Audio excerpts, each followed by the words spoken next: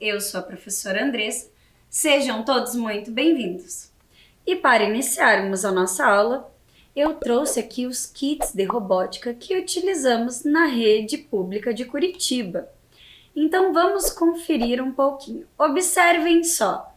Vocês podem observar aí na imagem que nós temos a robótica com kits estruturados e a robótica com outros materiais alternativos, como eu mostrei para vocês na aula passada do Arduino, da placa programável.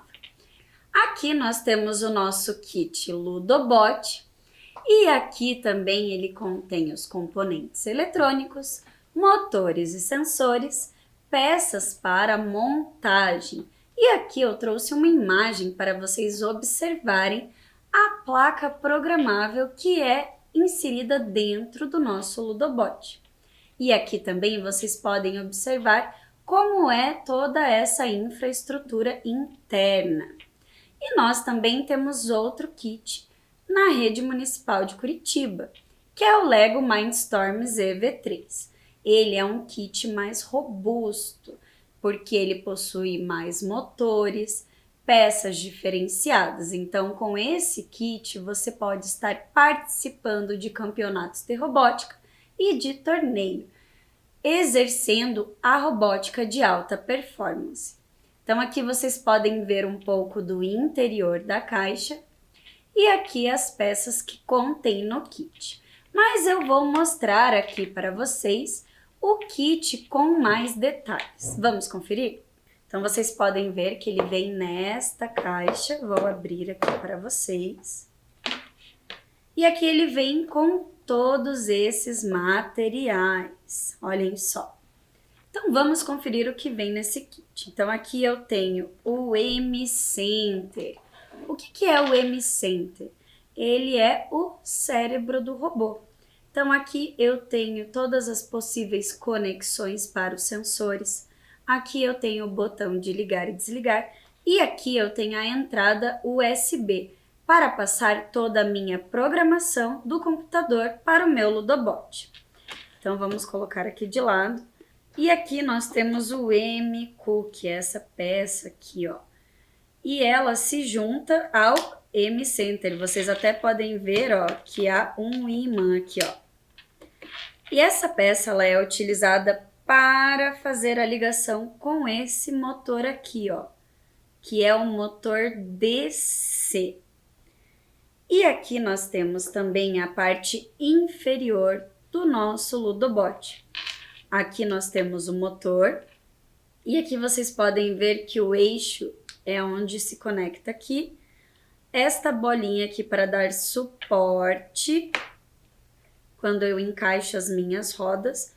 E vocês podem ver também que ele se encaixa aqui como peça de montar, ó. Então, vou juntar aqui para vocês verem, ó.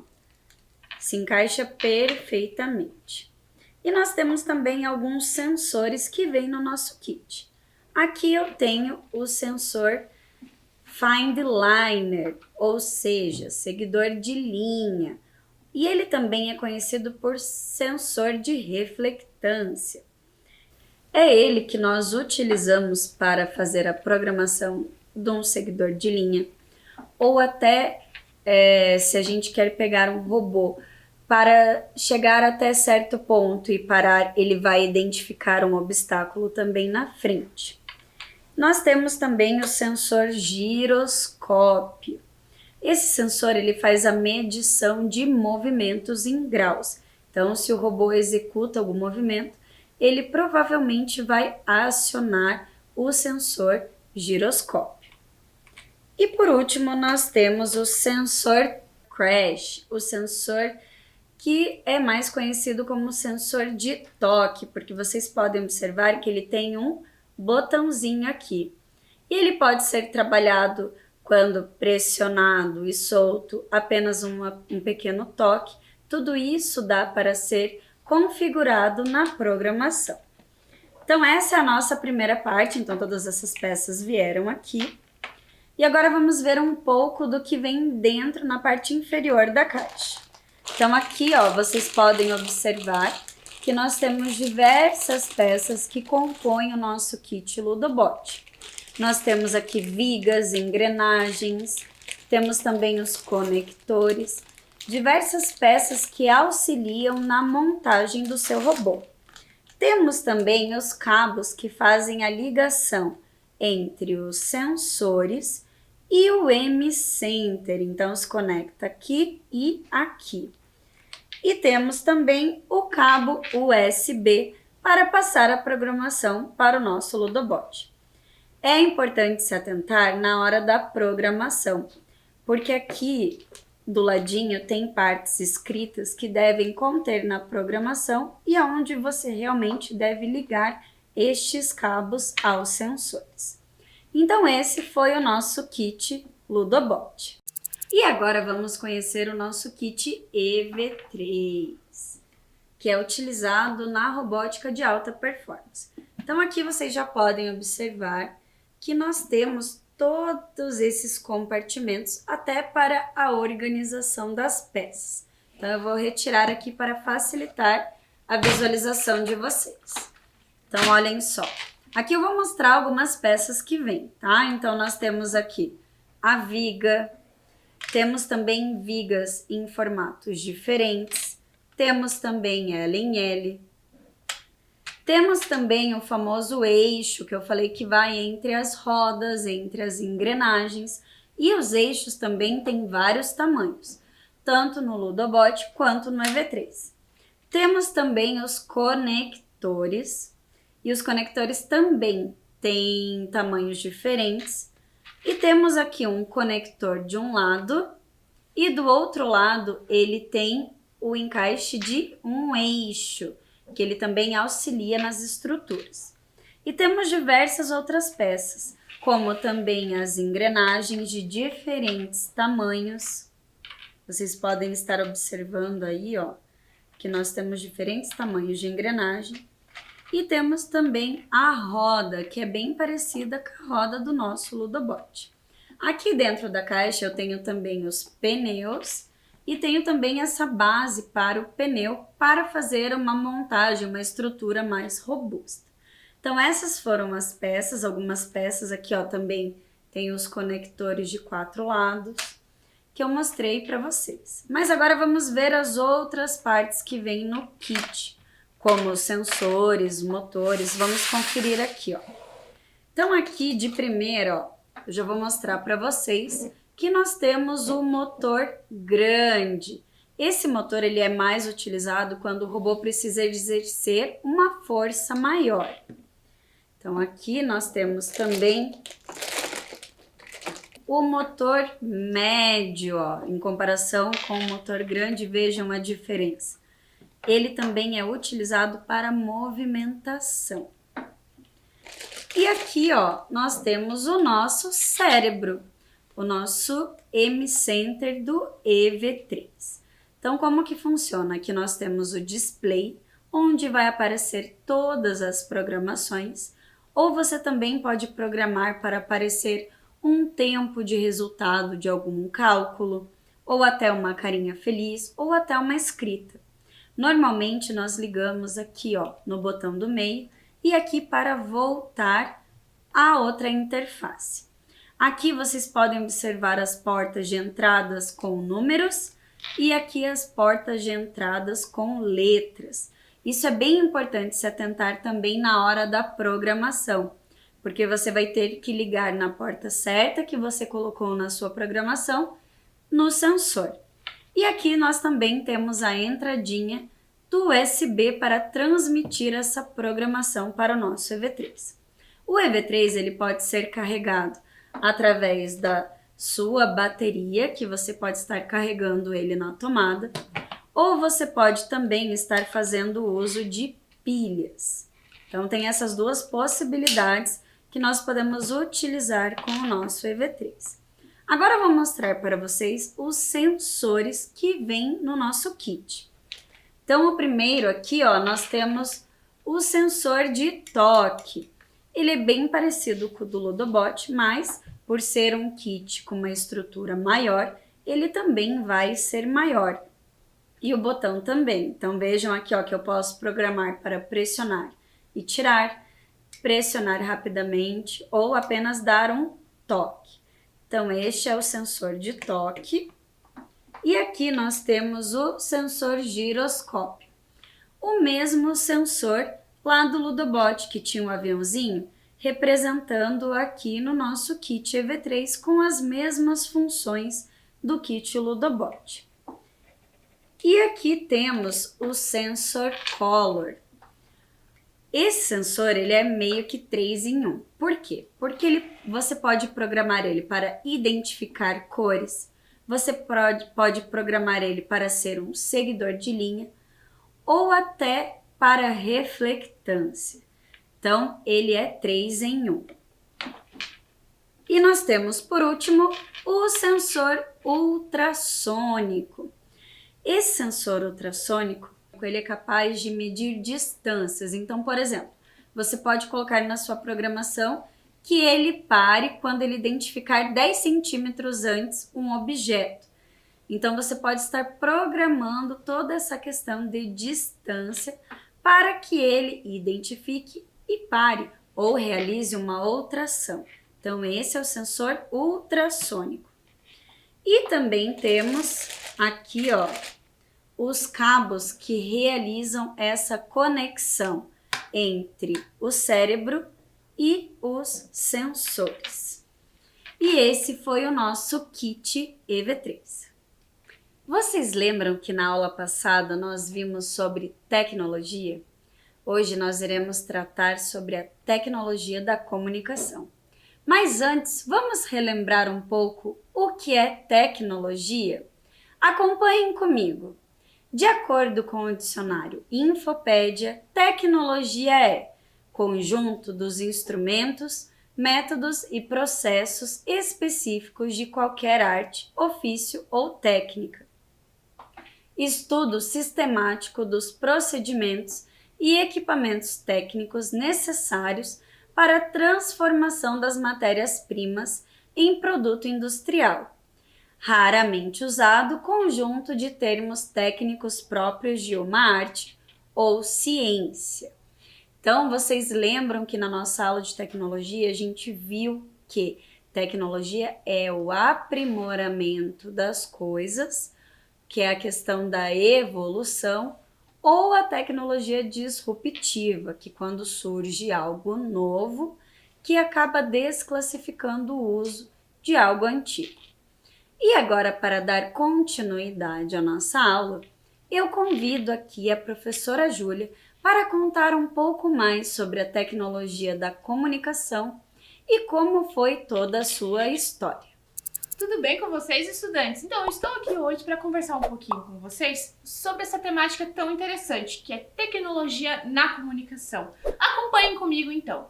A comunicação sempre esteve presente no nosso cotidiano, desde as primeiras formas de escrita. A humanidade busca diferentes meios de trocar mensagens entre as pessoas.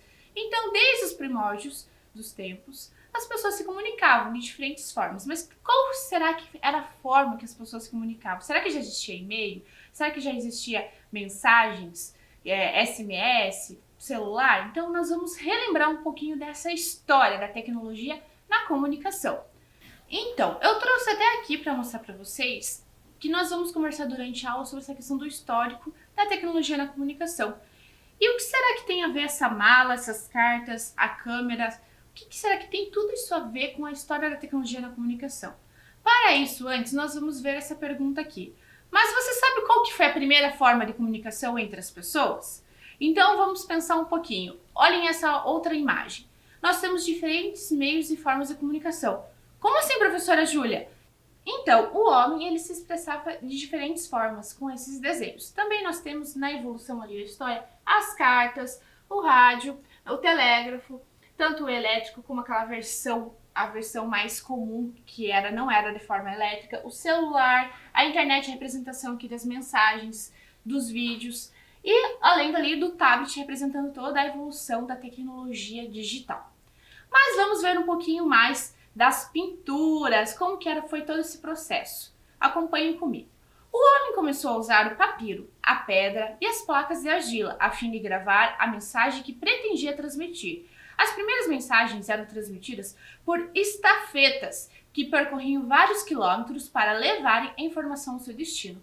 Esse nome estafetas pode soar um pouquinho estranho. Talvez vocês não conheçam essa palavra. Vamos ver o que será que ela significa e vocês vão ver que ela está presente no nosso dia a dia. Olha só, estafetas. Estafeta é um portador de despachos, encomendas, cartas que fazem entrega a cavalo. Ou seja, hoje em dia a encomenda ela chega pelo correio ali, vai uma pessoa que faz as entregas em casa. E naquela época existiam pessoas que iam até pegavam o seu cavalo para levar as encomendas, para levar as cargas ali e transportar para as pessoas. Então esse nome, esse significado estafetas era muito comum e muito utilizado na época. Existiam também os pombos-correio, que desde a época dos faraós eram treinados para levar pequenas mensagens. Talvez você já tenha visto em algum filme que antigamente as pessoas tinham o costume de colocar na patinha do pombo mensagens, que esse pombo ele era adestrado para levar até o outro destino essas mensagens. Agora nós vamos ver que um outro meio de comunicação muito utilizado e até hoje que é utilizado são as cartas, isso mesmo. Vejam lá, desde as primeiras civilizações, os homens estudavam meios de facilitar as trocas de informação entre eles, em especial as secretas e políticas, que escondiam dados importantes, tanto coletivamente quanto individualmente. Então vejam só que legal, eu trouxe aqui para vocês algumas cartas, alguns exemplos até de cartões postais. E esses cartões postais, eles são de outros países. Por exemplo, esse aqui, olha, é do Japão, que uma pessoa recebeu. Esse aqui é da Suíça e nós temos também uma carta que veio lá da Nova Zelândia, bem interessante, né? Então percebam que a carta ela está presente até nos dias de hoje. Muitas pessoas ainda têm o costume de enviar cartas. E agora nós vamos ver que, olha só, no ano de 1500, há registros da primeira carta no Brasil. Pero Vaz de Caminha a enviou ao rei de Portugal. Então olha só que legal. A evolução desde 1500 até hoje, as pessoas utilizam esse meio de comunicação que é a carta. Lógico que com a evolução da tecnologia nós vamos ver que o e-mail veio para revolucionar essas trocas de mensagens que muitas vezes eram lentas, porque levava meses, semanas para chegar até o seu destino, dependendo da localidade. Vamos ver o nosso próximo meio de comunicação, a tecnologia dentro desse meio. E será que a robótica também está? Vamos ver. O maior problema é que as trocas de mensagens eram muito lentas. Na década de 1830, uma importante invenção revolucionou tudo. O telégrafo elétrico, isso mesmo. Vejam que o telégrafo elétrico, ele teve toda a sua criação, sua invenção, para facilitar não só a comunicação entre as pessoas, mas especificamente no militarismo. Por quê? Porque nas trocas de mensagens na indústria naval, como na indústria aeronáutica, precisava passar códigos, informações que por muitas vezes eram secretas. E a mensagem, ela para ser transmitida de uma forma mais rápida, ela era transmitida por códigos sonoros. Vejam ali, nós temos o alfabeto e os números. Então, olha só que interessante, nessa imagem vocês podem perceber o alfabeto e os números. E que cada letra, cada número representa um número de bips que a pessoa tocava ali pressionava no telégrafo para estar representando esses códigos. Então vamos ver ali, ó. O código Morse é um método de comunicação que representa letras, números e pontuação através de uma sequência de pontos e traços, criando uma mensagem codificada que é enviada de modo intermitente. Esse sistema permite a transmissão de mensagens à distância, por fio ou via rádio, através de sons de curta e longa duração.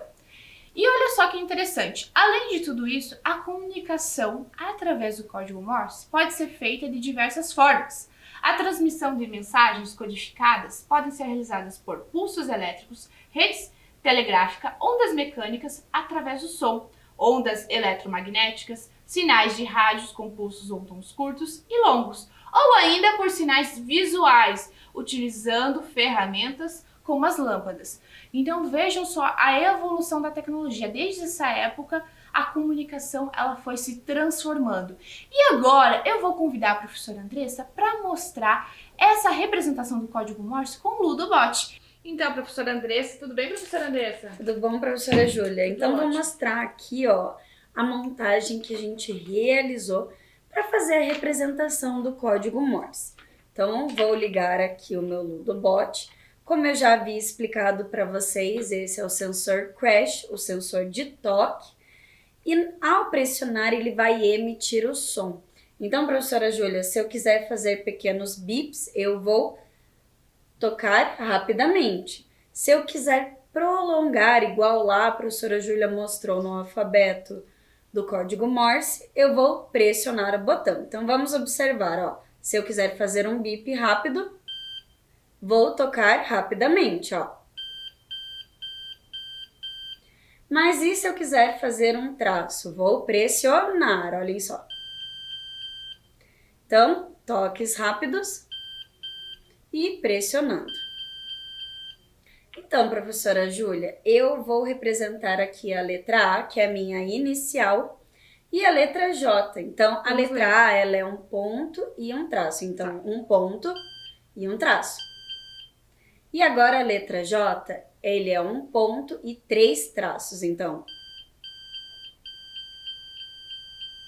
Que legal, né, professora Andressa? Então é bem diferente cada letra, cada número representa ali uma sequência de códigos. E, inclusive, as pessoas tinham que prestar muita atenção nessa época para não perder as mensagens, né? Pense quantos bips elas tinham que ouvir e fazer essa decodificação. Bem interessante mesmo. Obrigada, professora Andressa. A professora Andressa já vai retornar aqui daqui a pouquinho para a nossa aula. Enquanto isso, nós vamos continuar e nós vamos ver agora um outro meio de comunicação, que é o jornal. Acompanhe comigo na tela.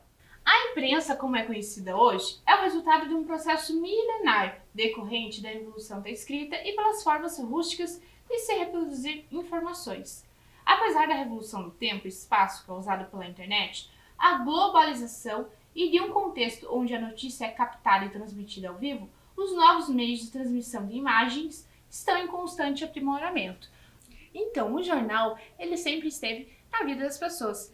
Por mais que hoje em dia as pessoas acessem no formato online, antigamente as pessoas tinham o costume de ir até a banca e comprar o seu jornal ali do dia. E o jornal, ele é o responsável por trazer ali as notícias do dia a dia, as notícias atualizadas da política. E os classificados, as pessoas tinham o costume de olhar sempre ali o jornal, que era onde as pessoas faziam as vendas, as trocas de imóveis ou até de objetos materiais que elas tinham em casa. E o interessante é que ele passou por várias atualizações. Hoje em dia, muitos jornais só existem no formato online, se adequando à nova realidade virtual das pessoas, do acesso virtual. Então vamos acompanhar ali na tela. O jornal foi o primeiro recurso para uma função social, que evoluiu ainda mais posteriormente através do surgimento do rádio, da televisão e da internet. E olhem só que interessante. Vocês devem estar se perguntando o que será, por que tem uma câmera, várias câmeras na verdade, aqui na nossa aula. Pois é, existe uma relação muito grande entre a profissão do fotógrafo dentro dos jornais. Isso mesmo. O fotógrafo ele é essencial porque a imagem, quando ela é impactante, chama a atenção, faz com que as pessoas se interessem pela leitura ali e a leitura fique mais leve, não é mesmo? Então, quantas vezes nós não paramos para olhar uma notícia por conta da imagem? E por isso eu trouxe aqui para vocês, porque a câmera sim é um meio de comunicação que faz parte dessa transformação social. Agora nós vamos ver um outro meio de comunicação muito importante e que evoluiu no decorrer dos anos, o rádio. A história do rádio começou com Michael Faraday, que em 1831 descobriu a indução magnética, mas o princípio da propagação radiofônica veio mesmo em 1887, através de Heinrich Rudolf Hertz. Com 2 bolas de cobre separadas, ele conseguiu criar faíscas que atravessaram o ar, originando o princípio utilizado por meio de comunicação. E olha só que interessante. A primeira companhia de rádio foi fundada em Londres pelo cientista italiano Guglielmo Marconi em 1896, com emissão e recepção de sinais sem fio. No ano seguinte, Oliver Lodge inventou o circuito elétrico sintonizado, que possibilitou a mudança de sintonia selecionando a frequência desejada. Olha só que interessante a evolução do rádio. No Brasil, a primeira transmissão radiofônica foi em 1922 com o presidente Epitácio Pessoa, na Praia Vermelha, Rio de Janeiro, em comemoração ao centenário da independência do Brasil. Para essa ocasião, foram importados 80 receptores de rádio. Vocês viram então que o rádio ele passou por várias transformações. Antigamente as pessoas tinham o costume de escutar as suas radionovelas, as notícias e outras informações também, por exemplo, até as transmissões do seu jogo de futebol favorito. Mas com o passar do tempo, isso foi se transformando e hoje em dia, por exemplo, é muito comum as pessoas ouvirem podcasts, que nada mais é que são programas curtos que muitas vezes eram transmitidos no rádio. E hoje em dia as pessoas têm essa facilidade para ouvir a hora que quiserem, não precisa esperar o programa passar naquela determinada hora, porque fica gravado. Então a evolução do rádio se transformando e indo para o meio digital também.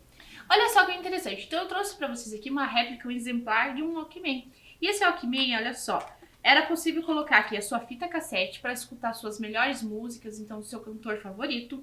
Também era possível aqui sintonizar a sua rádio e estar avançando, trocando aqui de música, no caso do fita cassete, e sintonizar, no caso aqui, a estação da rádio, que era dividido por números, isso mesmo.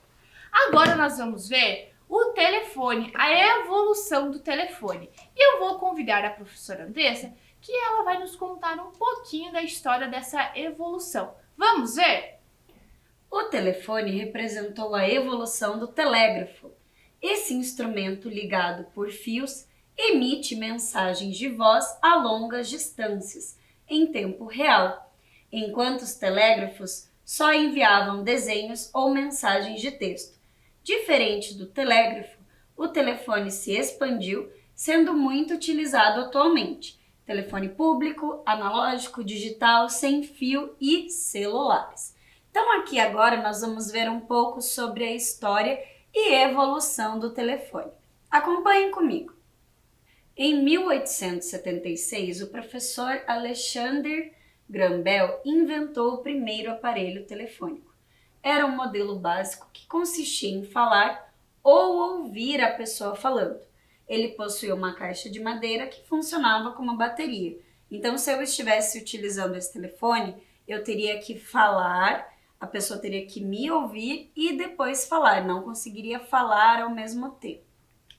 Já no século XX, em 1904, houve um modelo novo que funcionava com o uso de uma manivela, onde o sinal era enviado para uma telefonista que completava a ligação. Então, a pessoa ligava da sua residência e ia para uma central de telefonistas para depois ser completada a ligação.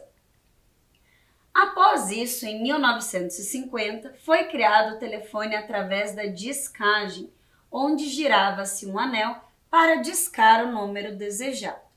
No ano de 1965, foi criado o modelo flip de telefone, uma aprimoração do modelo anterior. Já em 1970, surgiu os telefones fixos, com botões para realizar as ligações. Em 1980, foi criado o telefone sem fio, permitindo que as pessoas pudessem andar dentro de casa enquanto falavam no telefone, em um determinado raio de distância da base. Então, as pessoas não podiam se distanciar muito da base do telefone, pois perdia essa conexão. E em 1990 surgiu o primeiro celular no Brasil. Era um modelo grande com um visor para ver os números digitados. Normalmente esse celular ele era conhecido e chamado de tijolão, porque ele era um celular realmente muito grande e muito robusto. Na década dos anos 2000 surgiram os celulares com visor colorido e designs diferenciados, como também tinha uma novidade, a câmera digital. Então a gente já foi vendo o quanto foi evoluindo. Já em 2005, foram criados os primeiros modelos de celular com a capacidade de armazenar arquivos de música, MP3. Então como que funcionava esse celular? Você baixava as músicas no seu computador e passava pelo cabo para o celular. E aí você conseguia ouvir no celular. Não era igual hoje em dia que nós temos acesso a aplicativos de música e essa facilidade para ouvir músicas. No ano de 2007, foi lançado o primeiro celular touchscreen. com um sistema que permitia rodar aplicativos. E em 2008 são lançados os smartphones com teclado QWERTY, que nada mais é do que a adaptação do teclado do computador para o celular para facilitação de digitação e envios de SMS da época.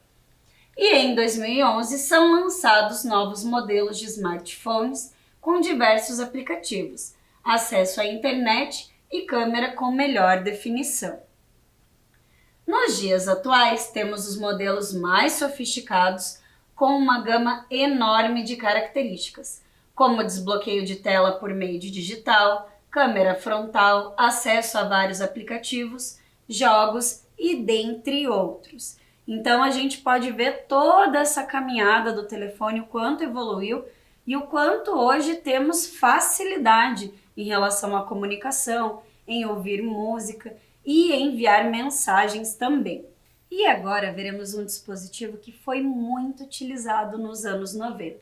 Você já viu ou já ouviu falar no pager, ou mais conhecido como bip? Ele era um aparelho bem pequeno que recebia mensagens por escrito na tela. Então, como que funcionava? Na época eu era criança e a minha irmã ela realmente tinha um pager. Então eu lembro de ligar para a central e falar a mensagem e o número do pager dela. Então, por exemplo, eu falava o número e falava: "Oi, quero falar com você, ligue para casa". A atendente da central registrava a mensagem, digitava a mensagem e enviava o sinal para o pager da minha irmã. E ele carregava esse nome de bip porque justamente ele fazia um sinal parecido com esse som. E ele também vibrava. E ele tinha uma parte atrás que você conseguia encaixar e prender no bolso da calça. Então, normalmente as pessoas usavam ele no lugar de uma pochete para sentir e receber mensagens. Então, assim funcionava o pager e o bip. Infelizmente, ele já foi, desconsiderado. Lembram que eu expliquei da tecnologia disruptiva? Ele foi substituído pelos celulares. Mas na década dos anos 90, ele fez muito sucesso entre os jovens. E agora nós veremos uma outra questão, que é a SMS e a MMS. Observem ali na tela. SMS é o nome dado às mensagens de texto de até 160 caracteres, enviadas de um celular para outro. Também é conhecido pelo termo torpedo. E MMS é uma espécie de evolução do SMS, com a possibilidade de não só escrever muito mais que 160 caracteres, como embutir imagem e até som na mensagem. Todos os smartphones suportam esse tipo de mensagem. Então, quando a professora era adolescente, ela utilizava esse meio aqui, de SMS. Na época, não tinha outros meios de comunicação e mensagem instantânea. Então, assim, tinha só essa possibilidade de caracteres para enviar as mensagens. E falando tanto em mensagens instantâneas, SMS, vamos ver alguns programas que auxiliaram na comunicação. Então, ali em 1996, nós tivemos o famoso ICQ, que era baixado no computador e havia essas trocas de mensagem entre as pessoas. Já em 1999 veio o MSN, que também era um programa instalado no computador para realizar trocas e conversas online. Após, em 2003, nós tivemos o Skype, que eram conversas por vídeo. Já em 2004, nós tivemos a rede social Orkut, que foi muito utilizada aqui no Brasil, e as pessoas trocavam comentários, depoimentos. Já em 2004, nos Estados Unidos, foi lançado o Facebook. O Facebook fez mais sucesso aqui no Brasil a partir de 2007. Já em 2006, o Twitter. Em 2009, o WhatsApp, que vocês já conhecem. E em 2010, o Instagram, que vocês também já conhecem.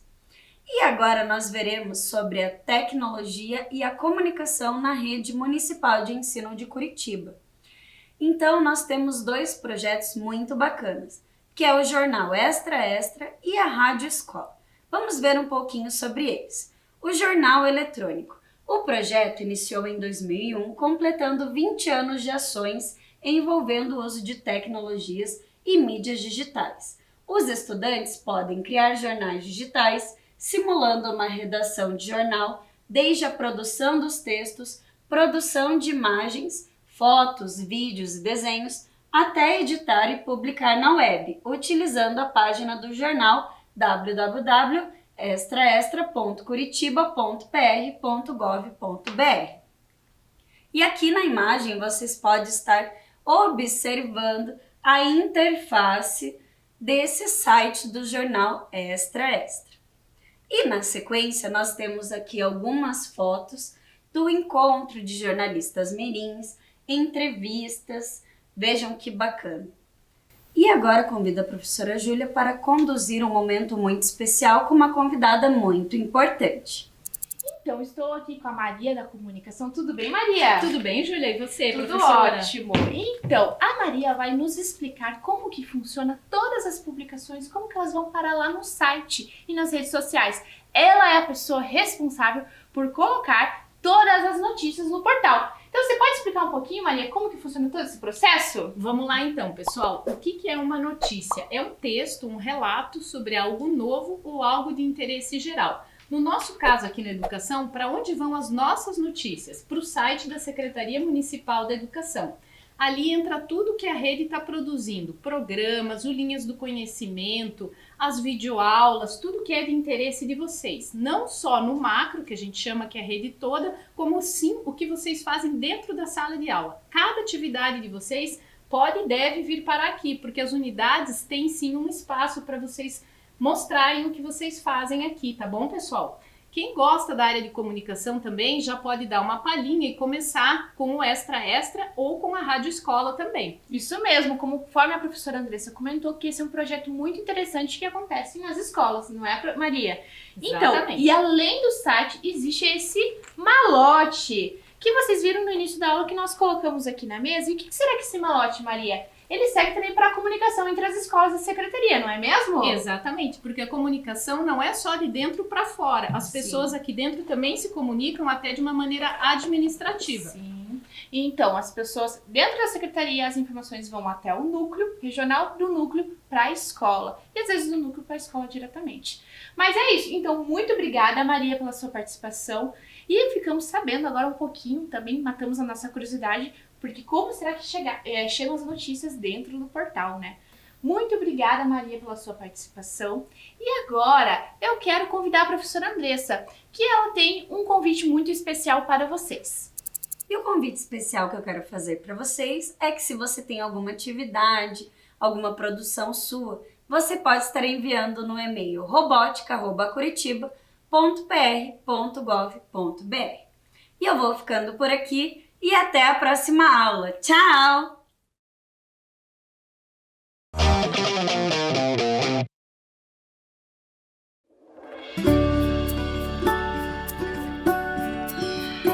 Oi, tudo bem com você? Comigo tá tudo ótimo.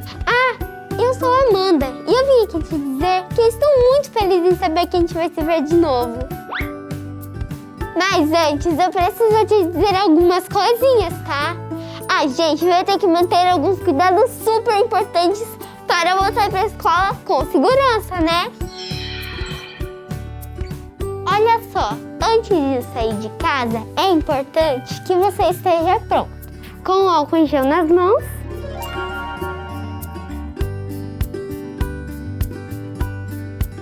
e a máscara certinha no rosto. Passa o álcool em gel de novo. Use máscara sempre, inclusive no busão. Sabemos que a saudade é enorme, mas ainda não dá pra gente se abraçar. E nada de beijos e apertos de mão também. A distância é a melhor forma de mostrar que você tá sempre junto. E ficar 1,5 metro dos seus amigos, tá? Você pode compartilhar amor e muita alegria. Só não pode compartilhar materiais e outros objetos. E não tira essa máscara de jeito nenhum. Nunca, beleza? Nem mesmo para conversar.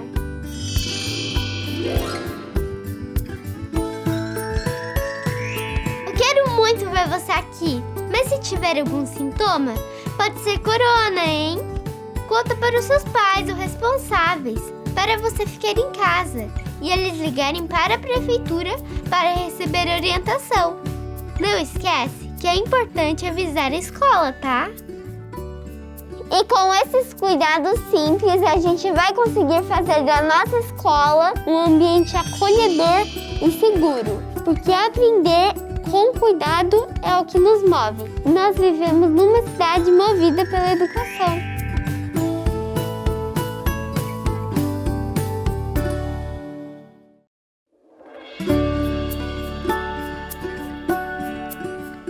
Ei, olha eu de novo. Deixa eu te perguntar uma coisa. Já tá pronto para voltar para a escola?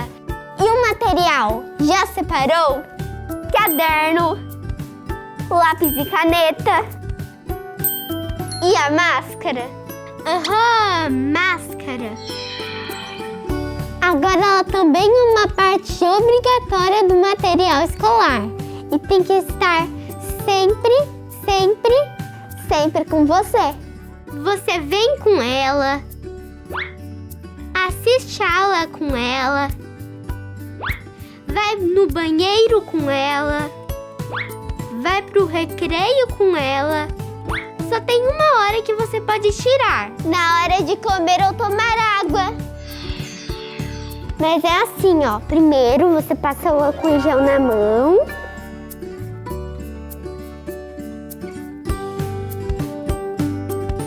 E tira a máscara com cuidado, pegando pelo elástico.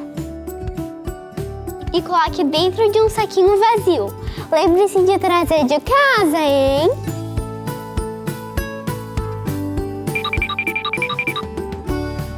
Passe o álcool em gel mais uma vez. E daí aproveite o seu lanche. Aí, quando terminar de comer, passa o álcool em gel de novo.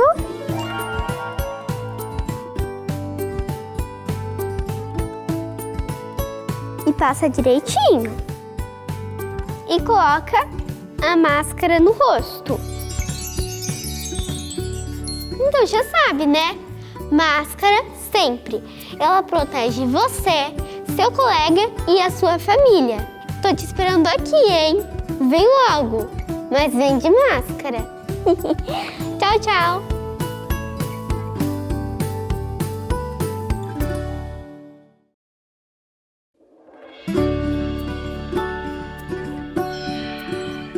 Gente, se preparem, porque hoje o conteúdo vai ser especial. Com vocês, jeito de demonstrar carinho na pandemia.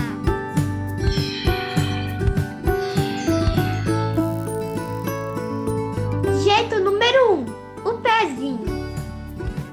Não é lá muito afetivo, mas já é um clássico. Jeito número 2, o autoabraço à distância.